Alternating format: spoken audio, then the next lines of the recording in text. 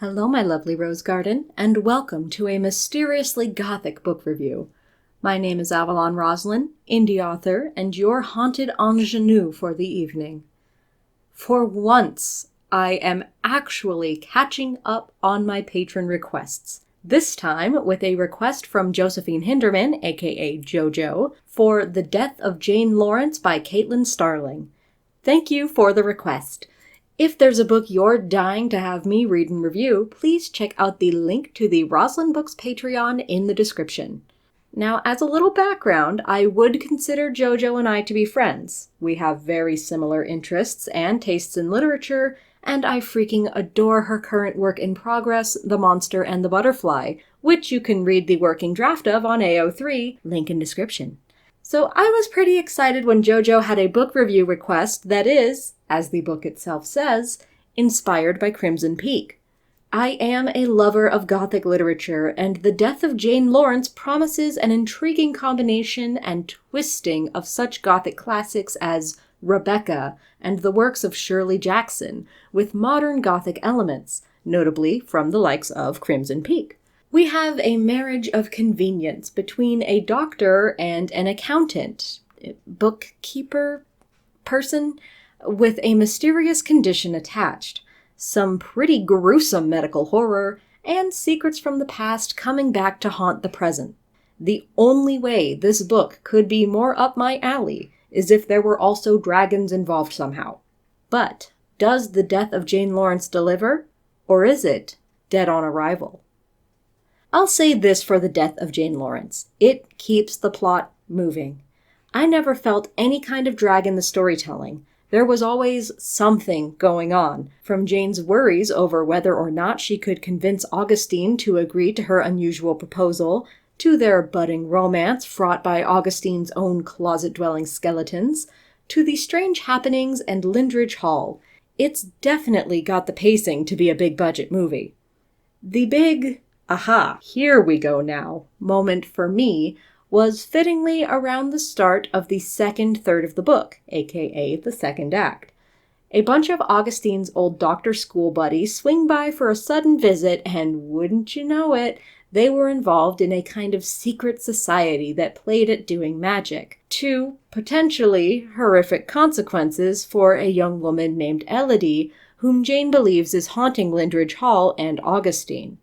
Despite Augustine's fervent demands that they leave and Jane not get involved in this, Jane becomes initiated into the strange and twisted world of magic. This is both where I got really invested and was taken out of the story.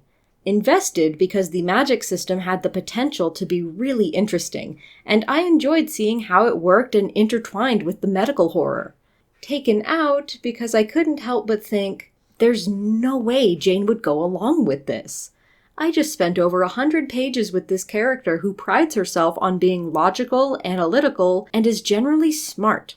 Even if she does not believe in the supernatural, or is desperate to find out what really happened to Elodie, which Augustine has hidden from her, I just could not imagine her performing a magical ritual, especially against Augustine's express wishes.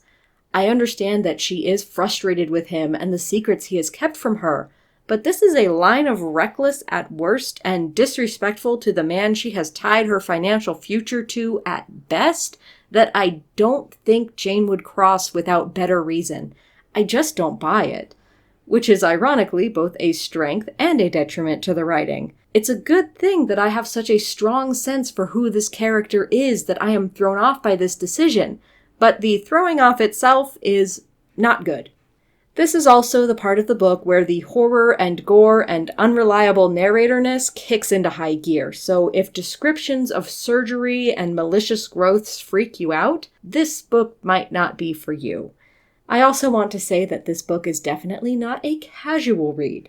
The breezy pace tricked me into thinking it was going to be an easy read, but after Jane's first magical working, I really needed to pay attention to be able to make sense of what's happening through Jane's fear-laced and sleep-deprived viewpoint. Overall, I did still like this book.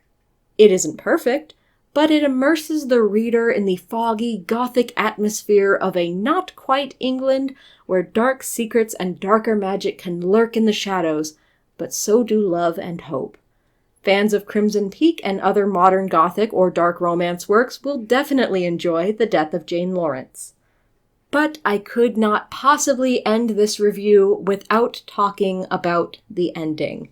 And of course, that means it's time for spoilers.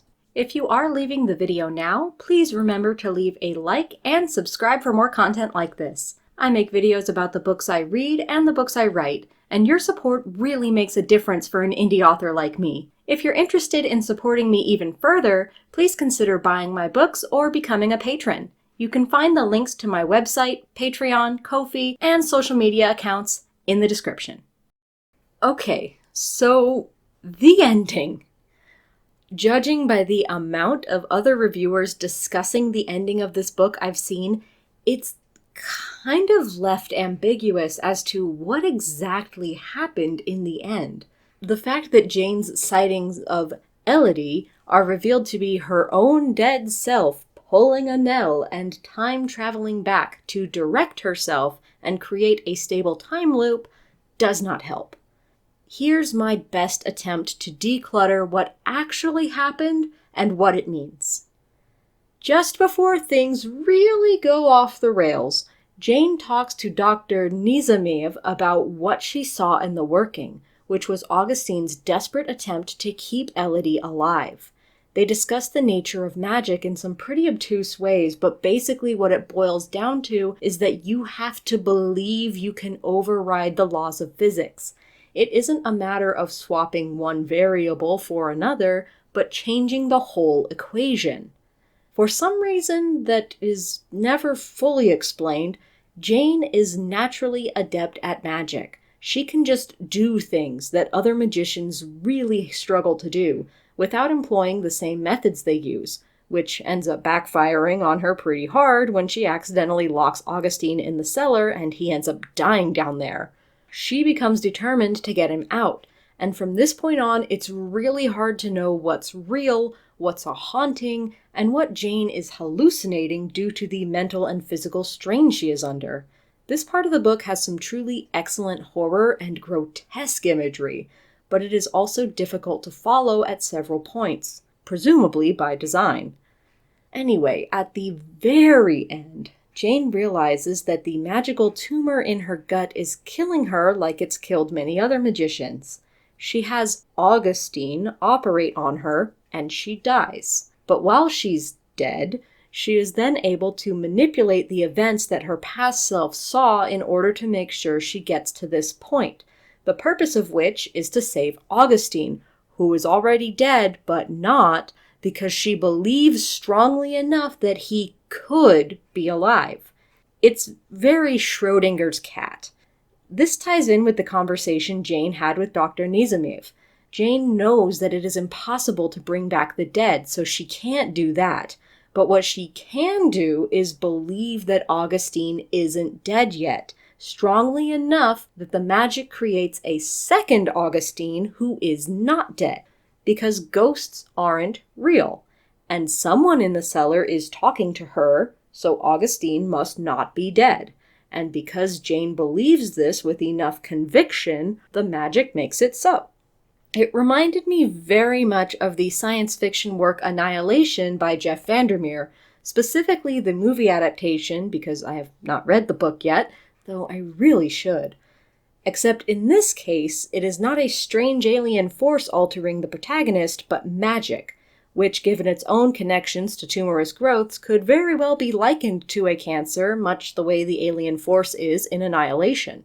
I feel that I could probably draw more parallels between these two works if I had actually read Annihilation, but I am at least confident enough to see The Death of Jane Lawrence as Annihilation with a Crimson Peak-esque gothic romance overlay. The Jane and Augustine that walk away from the remains of Lindridge Hall are not the same Jane and Augustine that walked in. They have been fundamentally, even metaphysically, changed from their experience there, but they are now ready to put it behind them and begin a new life together somewhere else. somewhere that Jane had once thought she could never return to after her own childhood trauma. Because, ultimately, that is what the death of Jane Lawrence is about. Trauma and its lingering effects on our lives. Augustine is so guilty over every patient he cannot save that he conjured their spirits to torment him every night and becomes physically ill if he is not subjected to this self-inflicted punishment. Jane became closed off emotionally after her parents' deaths and has done everything in her power to avoid returning to Camehurst over a decade after her experience with the war there. Both characters are making decisions that put them in harm's way as a response to trauma and guilt, and together they are finally able to face their pasts and move on. Thank you for listening until the end of the review. If you have made it this far, please post your favorite spooky emoji in the comments and tell me which gothic horror is your favorite. Thank you so much for watching, and a special thank you to my patrons. If you'd like to see your name here or in the description below, please consider joining my Patreon. Your support means so much to me and allows me to continue making content. If you want to support my content in different ways, consider buying my books, donating on Ko-fi, subscribing to the channel, or even just giving this video a like and comment. Any and everything is appreciated so much. Keep growing till next time, Rose Garden!